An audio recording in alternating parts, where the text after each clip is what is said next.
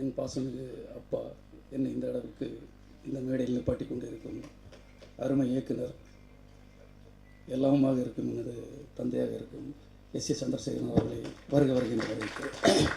அதேபோல் இந்த மேடைக்கு வீட்டிருக்கும் டிஆர் சார் அவர்களையும் மற்றும் எனது அருமை நண்பர் சிபு தமீம்ஸ் அவர்களையும் மற்றும் இந்த திரைப்படத்தை வெளியிடும் காஸ்மோ வில்லேஜ் சிவகுமார் அவர்களையும் வருக வருகின்ற வரவேற்கிறேன். ஒரு திரைப்படம் திட்டமிட்டபடி சரியாக வர வேண்டும் என்றால் அதற்கு 2 காரணங்கள் சரியாக இருந்தால்தான் அது சரியாக இருக்கும். ஒன்று, அந்த படத்தின் இயக்குனருடைய திட்டமிடல் பிளானிங் சரியாக இருந்தால்தான் ஒரு திரைப்படம் சரியான முறையில் வந்து வெளியாகும். இன்றைக்கு நான் திட்டமிட்டபடி இந்த படம் இன்றைக்கி கரெக்டாக எனக்கு சில சிரமங்கள்லாம் இருக்கும்போதும் கஷ்டமாக இருக்கும்போதும் அதை சரியானபடி எனக்கு எந்த பிரச்சனையும் இல்லாத அளவுக்கு வழிநடத்தி இந்த திரைப்படத்தை மிக அழகாக இயக்கி கொண்டிருந்த அருமை நண்பர் சகோதரர் ராம் பிரகாஷ் ராயப்பா அவர்களை இந்த நேரத்தில் வருகிறார் என்று வரவேற்பதுடன் இந்த படத்தை அழகாக இயக்கி தந்திருக்கிறார். அவருக்கு முதலில் இந்த நேரத்தில் நன்றி சொல்ல கடமைப்பட்டிருக்கிறேன். எது எப்படி இருந்தாலும் சரி சார், படத்துக்கு வந்து ஹீரோ தான் சார் முக்கியம். ஒரு ஹீரோ இல்லைன்னா எதுவுமே நடக்காது சார். அவங்க கரெக்டாக இருந்தால் எல்லாமே நல்லா நடக்கும். அவங்க கரெக்டாக இல்லைன்னா அவங்க பூஜ்ய லெவலுக்கும் போயிடுவோம். எனக்கு எல்லாமே இந்த படத்துக்கு பிறகு ஒரு புலிங்கிற படத்தை எனக்கு கொடுத்து என்னை ஒரு பெரிய ஒரு ப்ரொடியூசராக ஆக்குனது விஜய் சார் தான். அவரால் தான் நான் இன்றைக்கி இங்கே மேடையில் நிற்கிறேன். நான் கொஞ்சம் தளர்ந்து போயிருக்கும்போது, சார் நீங்கள் படம் பண்ணுங்கன்னு என்னை உற்சாகமாக தூக்கி விட்டது ஜீவா சார் தான். அவருடைய பெருந்தன்மை என்னால் எப்படி சொல்கிறேனே தெரியல. ஒரு இன்கம் டேக்ஸ் ரைடாகி நான் தோண்டு போயிருக்கும்போது, என்ன சார் ரொம்ப இந்த இதுவாக இருக்கீங்க, ரொம்ப டயர்டாக இருக்கிறீங்க, என்ன சார் காரணம் என்னன்னுட்டு அவங்க ஒய்ஃப்கிட்ட போய் சுப்ரியாக்கிட்ட போய் ஒரு பத்திரத்தை எடுத்துகிட்டு வந்து, சார் இது ஒரு 2 கோடி ரூபாய்க்கு போகும், இதை வச்சு நீங்கள் ஏதாவது பண்ணுங்கள் சார், நீங்கள் படம் எடுங்க சார், உங்களை மாதிரி ஒரு எனர்ஜெட்டிக்கான ஆள் ஏதாவது ஆகிடக்கூடாது சார் அப்படின்னு சொல்லி தூக்கிட்டு வந்தார். கண்ணீர் விட்டு கண்ணீர் வந்தது. அப்போ மனுஷங்க இப்படிலாம் இருக்காங்களா அப்படின்னு. அப்படிப்பட்ட ஒரு இயக்குனர், அப்படிப்பட்ட ஒரு நடிகர். ஏன்னா என்னன்றி கொண்டாருக்கும் உண்டாகும் வேலை செய் நன்றி கொன்ற மகற்குனி ஒன்று இருக்குது.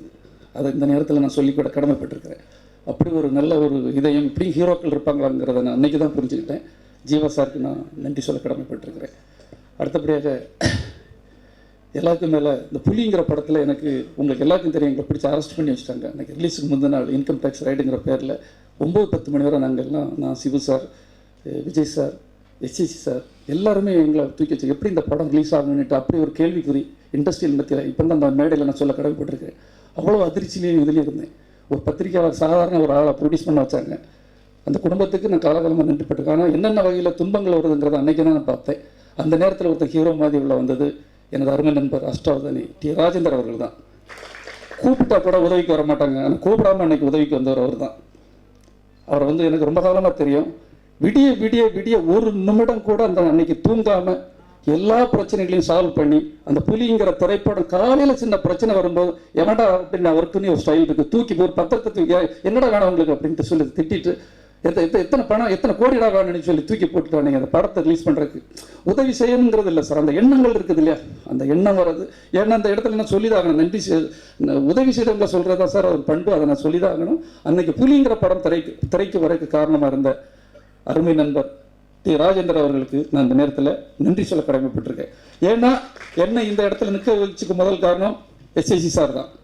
சாதாரண இந்த ஒரு பத்திரிகையாளர், என்ன நீ பத்திரிகையாளர் அப்படின்னு சொல்லி என்ன பிஆர் ஆக்குனார், என்ன நீ பிஆர் அப்படின்னு சொல்லி என்ன மார்க்கெட்டிங் கொண்டு வந்தார், என்ன நீ இதை பண்ணி இந்த ப்ரொடியூசர் ஆக்குனார், டைரக்டர் ஆக்குனார், எல்லாமே அவர் தான்.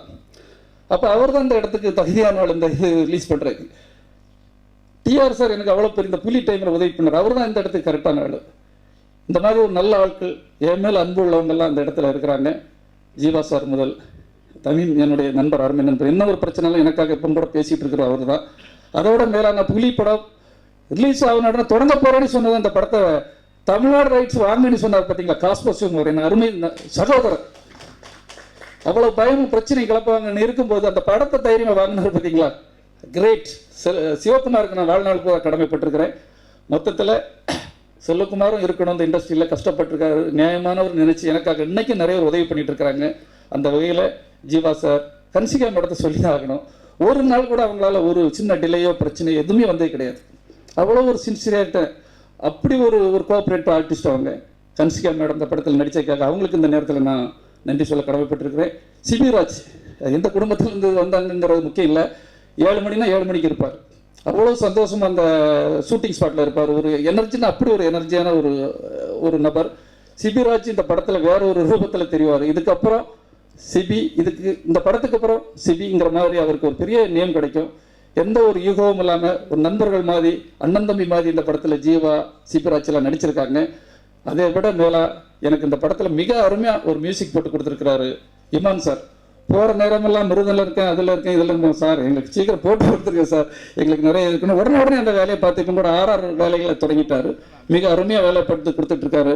இன்னைக்கு அத்து விட்டானி ஒரு சாங் இன்னைக்கு எல்லா இடமும் பரபரப்பாக பேசப்படுதுன்னா அவருடைய அந்த ட்ரெண்டிங் அவ்வளோ அழகாக பண்ணுற ஒரு மக்கள் பல்ஸ், இழுத்துடைய பல்ஸ் தெரிஞ்ச ஒரு அருமையான இசையமைப்பாளர் அவரும் எனக்கு இந்த படத்துக்கு வந்திருக்கிறாரு. அவருக்கு நான் நன்றி தெரிவிக்க கடமைப்பட்டிருக்கிறேன். ஓகே ராஜா, நீங்கள் எல்லாரும் சேர்ந்து தான் சார் வெற்றி பெற வைக்கணும். அப்படி வெற்றி பெற வச்சா தான் சார் நாங்கள் இருப்போம் இந்த இண்டஸ்ட்ரியில். நன்றி சார்.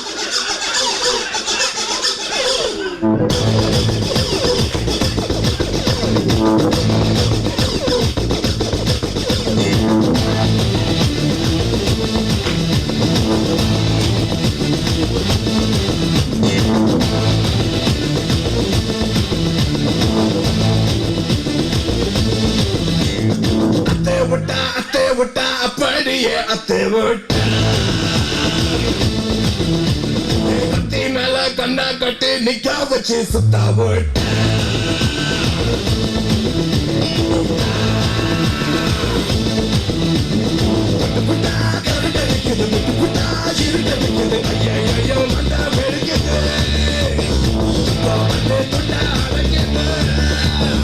அடிச்சு பிரிச்சு மனசு கிழிச்சா நினைச்சு குழம்பி அழுத அடிச்சு பிரிச்சு மனச கிழிச்சா அவளை நினைச்சு குழம்பி அழுத அத்தை விட்டா அப்படியே அத்தை விட்ட கத்தி மேல கண்ணா கட்டி நிக்க வச்சு சுத்தா விட்ட. அப்பா ஃபஸ்ட்டு சொன்னது நீங்களாம் ஜெயிக்க மாட்டீங்க, இருந்தாலும் ட்ரை பண்ணி பாருங்கன்னு சொன்னாங்க. நாங்கள் ஒரு அடி எடுத்து வச்சா 10 அடி நகர்ந்துச்சுன்னா அதுக்கு அவங்க பெஸ்ஸிங் இருந்துச்சு நான் நம்புறேன். ஸோ கடன் அடைக்க வேண்டியது இருக்குது, அதை நாங்கள் அடைச்சிருவோம், அது எங்கள் பொறுப்பு தான். ஆனால் அதே சமயத்தில் இந்த இடம் சொந்தமாக்கி கொடுத்தாச்சு, சங்கத்தில் இருக்க உறுப்பினர் எல்லாருக்கும் இந்த இடம் சொந்தமாக்கி கொடுத்தாச்சு.